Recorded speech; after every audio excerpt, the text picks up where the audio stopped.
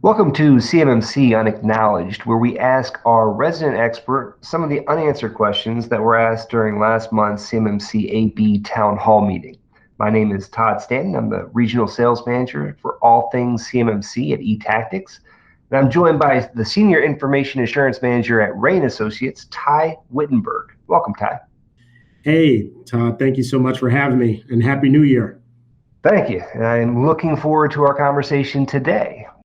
All right, in this episode, let's talk about the assets that are within the CMMC assessment scope, but are not necessarily assessed against all 110 practices for level 2 assessment. So the first one we'll talk about are contractor risk managed assets, which are not necessarily segmented from CUI assets. So why do you think that they're getting a pass on being assessed using all 110 practices? I think it goes back again to if you go to the very first one that they talked about, which is controlled unclassified information, or, we didn't talk about the level 1 assessment with federal contract information, but, it's really focused on safeguarding that data. That data is the asset, right? And so if the endpoint or the server or in the system and the users are not sharing that across the entire network as far as the processing, storing, and transmission, I think that's why it gets a pass, right? Because we're trying to focus in specifically on safeguarding that information that those outside forces would want to use to not even necessarily commit harm to the U.S., but probably weaken our capabilities because now they're stealing, in essence, our intellectual property. Okay. So because we're able to classify an asset that has the potential to process, store, or transmit CUI, could we use the same policy or procedure to classify a security protection asset as something that is potentially a contractor risk managed asset? I believe so, right? Because as you talk about things around security protection assets like a firewall, secure switches, things like that, physical barrier controls, they have clearly defined rules in place about when and where people, or on a firewall, how people can access information or what information can be accessed in a certain way, what's interrogated to protect the information system. From a physical security standpoint, who can access the building at certain times of the day, disarm the building, things of that nature. Those are all, specific controls that are put in place to provide, those levels of security. Interesting. Okay. Let's talk about the other category, which would be specialized assets. So I'll just kind of run through some of the subcategories within this category. We had government furnished equipment, Internet of Things devices, operational technology, restricted information systems, and test equipment.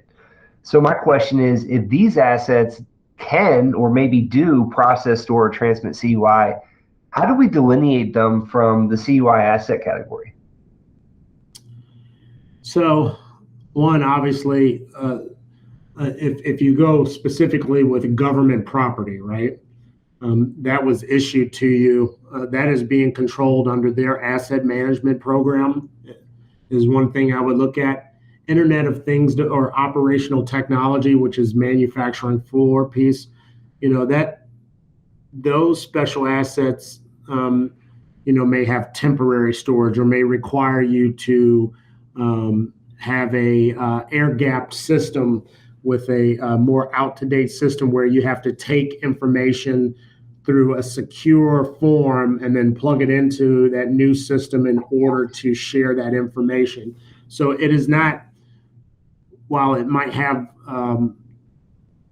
connections to each other in an internal system for production, they may not necessarily have connection to network or to outside of network for like threat actors to be able to scan or intercept that data. So I think that's where that kind of nuance comes into place. I think the government issued equipment has a lot to do with someone else is asset managing that. Obviously, as you ingest it and take it in, you don't necessarily have to, assess it against a CMMC, but clearly you need to have some tracking system, asset tracking system in place to make sure that when it's time to give it back or know where it is when that government entity is asking where it's at, you can share that information.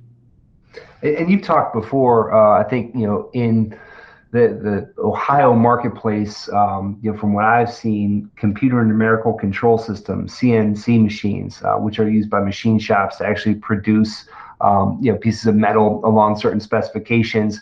That would be that operational technology category, right? So I think that there was probably a collective sigh of relief when, operational technology is now something that can be excluded from the scrutiny of 110 NIST controls. But I read an interesting article from Gartner from last July that predicted by 2025, cyber attackers will have found ways to weaponize operational technology, which is really any technology that interacts with the physical environment. So one of my questions would be, is the scope of CMMC in relationship to the defense industrial base, is that maybe more limited than something like the infrastructure, the critical infrastructure? You think of like the pipeline incident where the pipeline was hacked. Now I think that they determined the Colonial Pipeline operational technology wasn't a part of that hack, but certainly when you're dealing with critical infrastructure, the implications of an operational technology being hacked, I think, pose much more serious consequences. So do you know at all if the critical infrastructure requirements for cybersecurity, do those also eliminate operational technology as within the scope of what needs to be protected? This is a hypothetical question and clearly just an opinion at this point, because I participate on a couple things around the InfraGard, which is a public and private partnership with cyber industry operators along with organizations and the FBI, right, around threats and data and things like that. I would say that CMMC is a good first step. And to your point, OT does continue to provide a threat vector, and that can come from a lot of different things, not knowing the IoT that's tied to it, that might be beaconing out and things like that. Or the way that a network was segmented or put together, those systems are on the network and not provided with their own hardening around it to protect it. I would say that CMMC is a good first step for those in the DIB. The reality is that threat actors are going to continue to proliferate and find ways, whether it be through open source code, which, Log4j, anybody who believed in open source always thought that, open source provided a higher level of security and integrity because it was being updated and robust on a regular basis. But because that code has been put in place, people found a way to make it vulnerable. I don't know how to articulate my thought here, only to say that vulnerability controls are going to become incredibly important and critical for organizations of all sizes to not only think about patch management, but thinking around configuration management and asset privileges or access privileges, I should say. And OT, because it becomes legacy and it doesn't move at the same speed as our desktops or our computer-aided design systems, organizations are going to have to find a way or take a partner to architect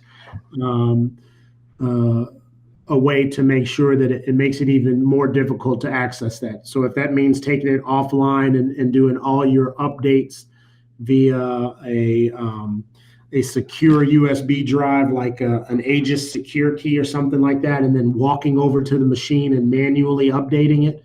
I know that's in this technological world where we want to automate things, that old school method might still be the best way to make sure that we're safeguarding our OT and IoT.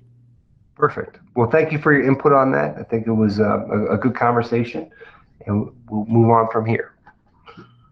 All right.